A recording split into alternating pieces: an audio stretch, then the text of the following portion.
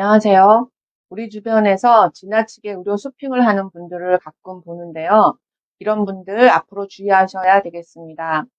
보건복지부에서 의료 가소비 방지를 위해 7월 1일부터 연 365회 초과 외래 진료에 대해서 본인 부담금을 평균 20%에서 90%로 큰 폭으로 상향 조정한다고 합니다.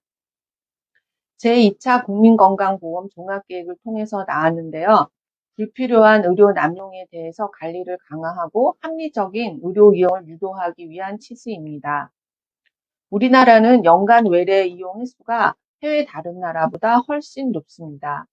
2021년 기준으로 살펴보면 국민 1인당 연간 외래 이용 횟수는 15.7회로 OECD 평균 5.9회보다 훨씬 높습니다.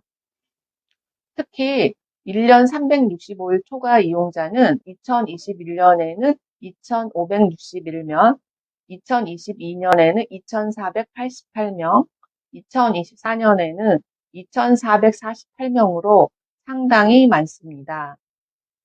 국민건강보험공단 재정에서 상당한 금액이 급여비로 투입되고 있는 것입니다. 2023년에 있었던 외래 진료 횟수가 많은 가다 의료 이용 사례를 한번 살펴보겠습니다. 첫 번째 사례입니다. A씨는 주사, 기본 물리치료 등 통증 치료를 위해서 일일 평균 7개 의료기관을 방문했고요. 일일 최대 12개 기관도 방문했습니다. 해서 총 2,535회 외래 진료를 이용을 했고요. 이로 인해서 공단 부담금이 2,600만 원이 발생했다고 합니다. 국민 평균의 약 36배입니다. 사례 두 번째입니다. B씨는 주사, 침구술 등 통증 치료를 위해서 일일 평균 5.1개의 의료기관을 방문했고요. 일일 최대 10개 의료기관을 방문하기도 했습니다. 그래서 총 1,856회 외래 진료를 받았고요.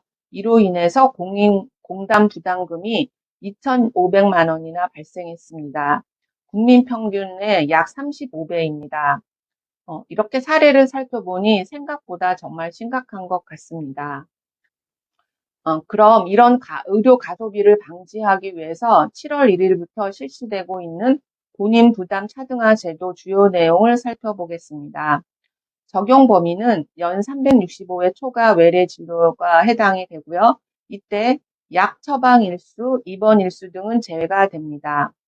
366회부터 한 외래 진료에 대해서 본인 부담률을 현재 평균 20%에서 90%로 상향합니다.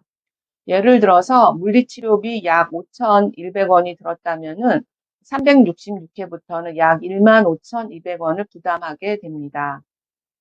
이때 의학적 필요성이 있는 환자들은 이런 적용이 예외가 되는데요. 예를 들어서 아동, 임산부, 중증 질환자, 희귀 중증 난치 질환자인 그 산정 특례자들의 이런 분들의 의료 이용자들은 당연 제외가 되고요. 또한 산전 특례자로서 중증 장애인도 제외가 됩니다. 이런 당연 제외 기준에 해당하지 않는 산정 특례자나 중증 장애인들은 가다 의료 이용 심의위를 통해서 의학적 타당성을 심의받은 후에 제외 대상이 될 수가 있습니다. 외래 진료를 연 365회 초과한 환자는 초과한 이후의 외래 진료에 대해서 해당 연도의 연말까지 본인 부담률 90%를 적용받습니다. 본인 부담금은 외래 진료 시 의료기관을 통해 납부하거나 공단에서 미납부한 본인 부담금을 사후적으로 징수합니다.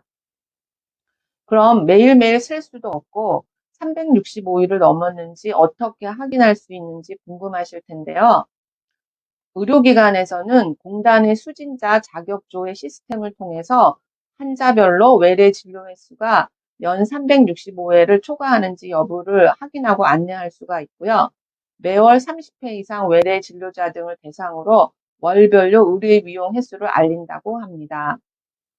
그리고 국민건강보험 홈페이지나 더 건강보험 앱, 건강인 나의 건강관리 진료 및 투약 정보를 통해서 본인의 의료 이용 횟수를 확인하고 관리를 할 수가 있습니다. 앞으로 이렇게 달라지는 점을 잘 챙기셔서 의료비 폭탄을 맞지 않게 주의하시기를 바랍니다. 끝까지 시청해 주셔서 감사합니다.